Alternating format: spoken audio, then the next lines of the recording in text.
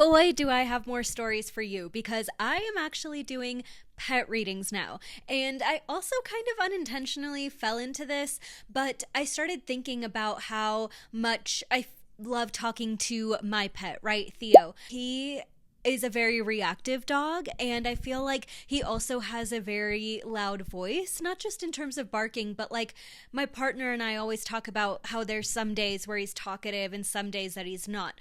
But after a few years of connecting with him, speaking with him, I've even done a few tarot readings for him and actually learned some really valuable advice for how to help him with his reactivity. And some years passed after this, and I'll talk about what he told me about his reactivity as well. But I finally realized this summer, like, I just love animals. I just love connecting with them. And I don't know if everyone can actually talk to their pets in the same way. Like, I thought it was just kind of a fluke because he's my dog. So obviously I know how to read his body language and, I kind of know the things that he likes and doesn't like. But I thought it would be fun to try and see if I could also communicate with other animals, because sometimes even on TV or something, I'll see someone talking to their pet and like their pet clearly wanting a specific thing and that person just has no idea. And I'm like yelling at the TV, like, no, your dog is being bothered by X, Y, and Z, or your dog is asking for this. And they just like don't get it. And so I was like, maybe this is a thing that is true with more than just my dog. And I also thought that I've always been kind of a dog person, and so I thought I could just connect with dogs, but a few people were suggesting like certain cats to me, and so I was like, I don't know, I've never had a cat, I don't know like that much about communicating with them, but I was like, we'll just see what happens. So, one of my goals this summer was to connect with a few animals and to see if this was even a thing that I could do. So, I reached out to a couple of my friends who have pets, and they were definitely interested in a free pet reading. And I was like, I have no promises. I don't know what's going to come through. Let's just give it a shot, though. And if you don't mind me connecting with them, I'll see if anything comes through. So I'm going to actually start with speaking with my own dog. Basically, I decided to give my dog a tarot reading because it was like a couple of summers ago. I was just bored and at home, and I was like, well, we're hanging out. Let's see what you have to say. And so I pulled a few cards for my dog, and actually a lot of information started coming through, which I did not expect. But he basically told me like that he doesn't want to be as reactive as he is, and he was asking for help. And we had been through training, like private training with him, group training with him. Like, we've put in a lot of work to help him with his reactivity, but this was specific to him barking indoors when he gets riled up by something going on outside, by kids playing, by loud noises.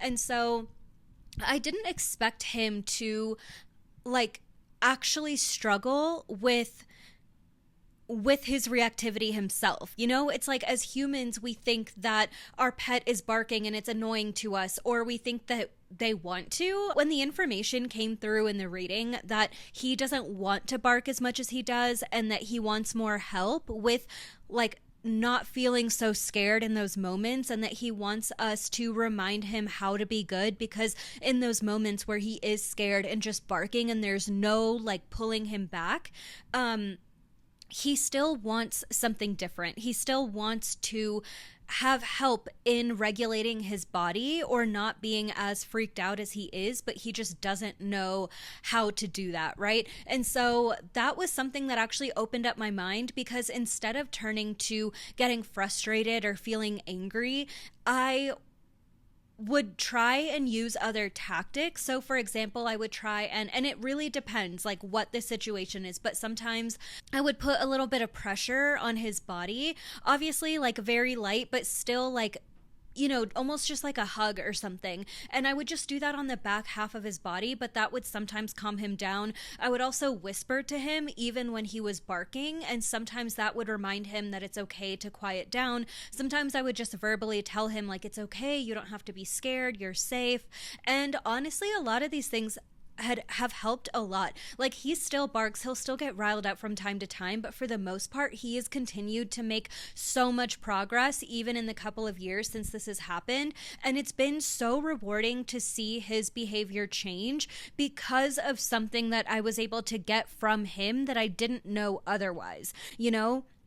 And so knowing that he wanted help and that he didn't want to be bad or he didn't want to act that way, but he didn't know any other option, also made me empathize with him a lot, because how much do we as humans like just lose our cool all the time? I mean, even thinking about road rage, right? Like, I live in one of the worst states for road rage, and like, we're driving 2,000-pound metal contraptions and screaming at other people and flipping other people off and tailgating and cutting people off, and like, but we have every resource possible as humans, as people who can speak and advocate for ourselves and make certain decisions, to not act that way. So a dog who doesn't have that much control over where they live and who their family is and the tools and resources that they have, like, of course they're also going to struggle with it. You know what I mean?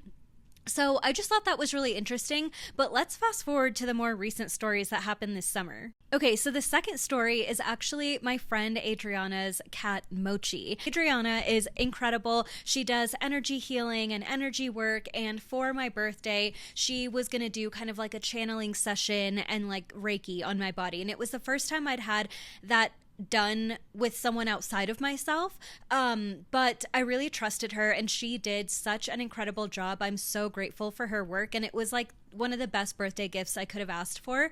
But I went over to her place to do this, and I met her cat for the first time. I'd mentioned to her that I was doing pet readings, but I, again, was like not sure about cats. I didn't really know enough about like whether or not I could communicate with them. But as soon as I met her cat, he was very like attached to me. He was kind of like right by my side the whole time. And we had the table set up for where I was going to do the Reiki, or where she was going to do the Reiki on me.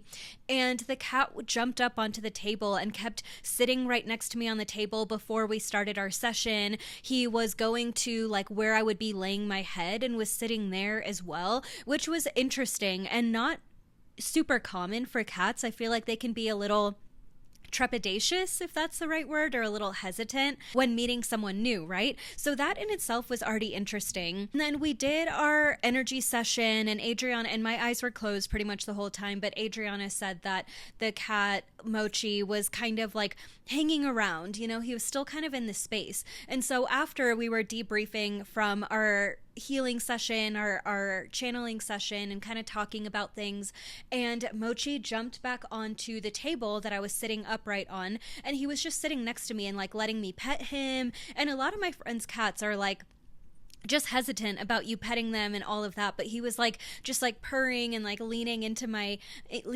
touch and kind of like nuzzling his head on me a little bit, which was so nice. And so, you know, I started kind of being like, wait, is this something that he might request? Or, you know, I think he's saying this. And so we kind of just like moved into the message. Like, he was sitting next to me and just saying a lot of things. And so I was like, just starting to share them, right? So he had some requests about going outside more on like a leash. He had requests about the kind of food that he wanted. He had requests about a couple new toys that he wanted. And these were all very specific things. And it was so funny speaking with a cat, because cats just have like a list of demands, I feel like, and I'm interested to see if other cats are like this too, but it checked out for me. It made a lot of sense. And so all the things that I said, Adriana was like, yeah, actually, you know, I think this makes sense, or this is something I'm going to try. And this was like almost a month ago. And since then, she's tried a lot of the things and felt like he is responding better or did enjoy those things, which is really cool to see. And the other interesting part is that as soon as he was kind of done with his whole list of demands, it's like immediately I was like, that's all he has to say. And then he jumped off the table, and I didn't see him the rest of the time that I was there. Like, he poked his head from outside the stairs once to look at me, and then that was it. And I kind of took it as like a thank you. We're done here. You know, I don't need to say anything else. And I just found it so interesting. He also mentioned a little bit about his past lives, and I feel like he was another big cat in his past life based on what he said. And that was kind of why he wanted to go back outside. And even if it was on a leash or a harness or some way to keep him safe, he really kind of missed that. He missed trees as well, which would also kind of check out and make sense if he was a big cat in his past life. I don't know. Like, all of this stuff, it's like, how do you really verify it? I don't know. But since making some of the changes or trying some of the things out that I mentioned he asked for, he's been very happy, and Adriana said it made sense for her. So if you're in the comments or if you're watching this video, Adriana, I would love to hear more from you. If you have anything else to add or share, no pressure. That really kind of opened up my eyes to see, like, okay, I'm never gonna force communicating with an animal. And that's one thing about pet communication, is like, it has to be consensual, and I can't promise that from your pet. You know, they have to want to say something or want to share something with me specifically in order to make the connection. But if they do, or if they're willing to do that, then they come across very clearly to me, and I think it's so fascinating. So then the next story is with my friend Brittany and her two dogs, Ella and Charlie. So Ella's also a reactive dog, and then Charlie is a very good boy. She's had him for a long, long, long time, and obviously loves her babies very much. So me and my friend live in two different cities, and because of that, we were having a hard time lining up our schedules for when we could meet up with the dogs. So I was like, okay, well, no promises, but I'm going to try to read them from a photo. So I asked her to take a photo of them looking into the camera, and she actually sent me like 2 or 3 photos of each dog. And they were live photos as well, which helped a little bit with like that little bit of extra movement, or it almost feeling like a short video. And I kind of looked at them and I was like, okay, I got it. And I started taking down all of these notes. And it was funny because Charlie's list of notes was like this long, like a paragraph. Ella's was like 2 full pages of like things that she wanted to say, but I feel like she was holding a lot in and really needed to get a lot off of her chest, which again is always really helpful for reactive dogs, because again, I think we need to give dogs, even when they're frustrating or reactive, the benefit of the doubt. Like, they're doing their best just like us, and if we have anxiety or depression, or we have a bad day, or we crash out, like, if you're being good to yourself, or if your friends are being good to you, we make space for that. We understand that. You know, we try and empathize with you, or empathize with ourselves in that situation, and do what we need to kind of build ourselves back up. But if our pets are feeling that way, or if they're reactive and they are angry or yelling or barking a lot or whining or crying, like, they're reaching out for help. We just don't always know what they're saying or how to help them. And I think having that mindset with a pet that could be reactive is so helpful, because like, we need to work together towards the problem. We don't need to make them feel even more separated from us, because we're their lifelines and like, we're their advocates, right? But it was really interesting and cool that I was able to get a lot of this out of photos, because I wasn't really sure how, if I did offer pet readings, how it would work with like, am I going to travel to all these different locations? Do I need to find some sort of property or place that we could meet where people are able to bring their animals? Because there are like rooms or certain places that I could rent out, but I don't know if they're always pet friendly, or if that's going to work, or if the animal's going to have a bad reaction to being in like a small room or something. You know what I mean? Like, it's just kind of complicated. But being able to do this off of pictures, like, obviously I would rather be in person and get to like pet the dog or meet it, but especially with reactive dogs, like with my dog, people have to meet him a few times, have a lot of treats. Like, it takes a lot of work. People can't come into my house if they haven't met him yet. He also used to hate people like speaking to him that were strangers that he didn't know. He hated when people would look at him directly in the eye when he didn't know them. All these things were triggers for him. So especially if I'm trying to connect with a reactive dog, like, it may not even be possible, even if we're in the same city, to meet in person. So I was really excited to try this out, and it seemed like it worked. And what Charlie said, I'm not going to say everything about both of these dogs. I also kind of feel like I need to respect their privacy a little bit. Like, my friends obviously gave me permission to share these stories, but like, the pets are still my clients, you know?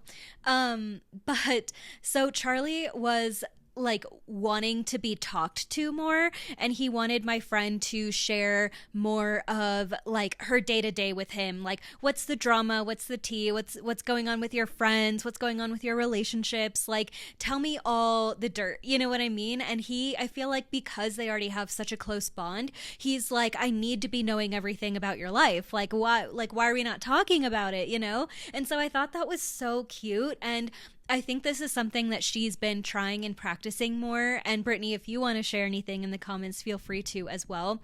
Again, no pressure.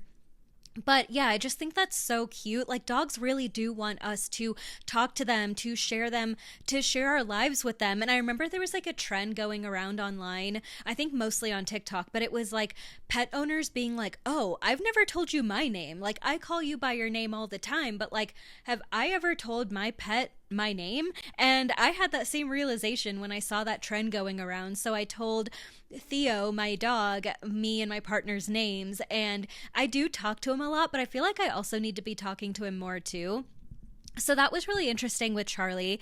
That was like the gist of most of his requests. But with Ella, like I said, she's a reactive dog, and so she was asking for a lot of help. And what was interesting is with Charlie being the dog that my friend had first, Ella came in second. And so she kind of was brought into this family with another dog and with another owner, you know? And so, with her being brought into all of that, she was saying that some of her reactivity was coming from being very energetically sensitive and not getting a lot of alone time, and also not getting a lot of alone time with my friend. And so, that was a really interesting insight that neither one of us, like, predicted or expected, but I feel like that's really helpful information to know, like, oh, if your dogs are always around, you know, all of your other pets, like maybe one of them needs more one-on-one attention. Maybe one of them feels like they're missing out on a deeper bond with you because they came in late to the game and everyone else already had a bond. You know, it's kind of like, I don't know if this is like a good comparison or not, but it's almost like if you were to adopt a child and you already have another child. It's like there's already this family that exists, and a way that they do things and a culture that they have and a whole dynamic that they have. And now you're being brought into it, especially if it's a rescue animal or a child who's older who's being adopted. Like, they're fully functioning. It's not like they're a baby or they're a very young toddler and they don't know what's going on. They are fully aware of the situation and they can feel the feelings of not always fitting in. And I think this is another opportunity for us to really empathize with our pets in a way that we may not know or understand. Like, animals are so complicated and they have a lot going on and they have a lot more nuance than we give them credit for. And as an animal lover, it really frustrates me when people look at animals, first of all, as if they're not even sentient or as if they don't have emotions, which if you've spent freaking a week with any kind of animal, no matter what species, you know that they have feelings and preferences and likes and dislikes.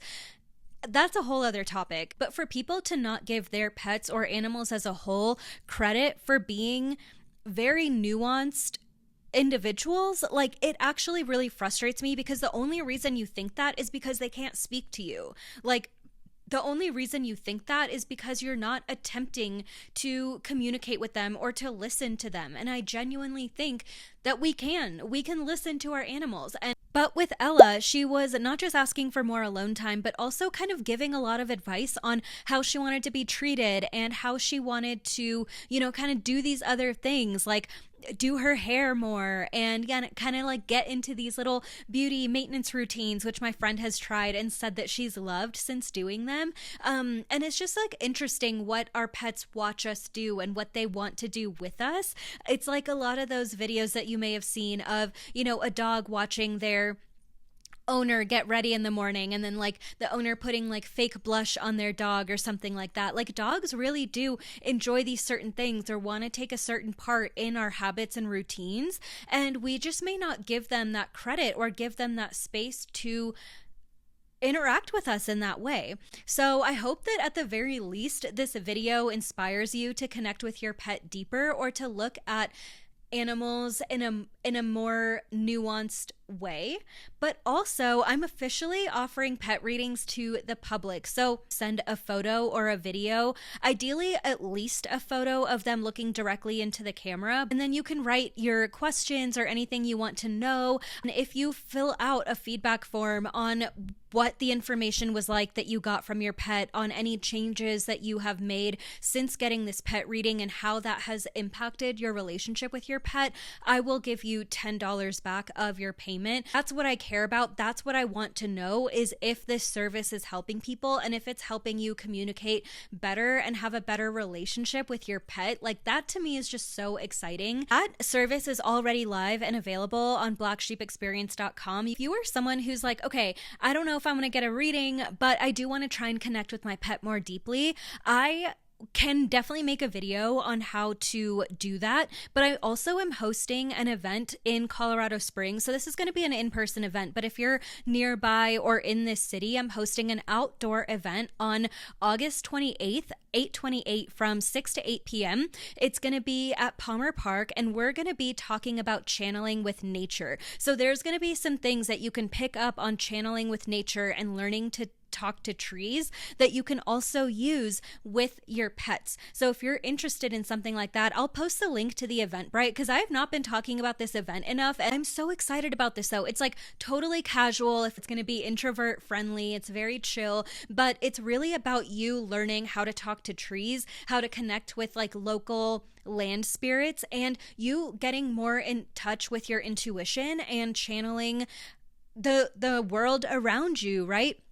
If you can channel a tree, or you can channel the energy of the space that you're in, then you can also channel that same energy from your pet and learn how to communicate with them. You can also channel these same messages from your spirit guides or your higher self or your ancestors, right? So I'm kind of teaching you a core of channeling, but in this event, we're going to work specifically with the local trees here, and I cannot wait. This is so exciting. I'm so honored to be able to share this kind of thing. That's the video for this week. I will be back to more in-depth content in the next couple of weeks. Love you so much, and remember that you're worthy whether you believe it or not.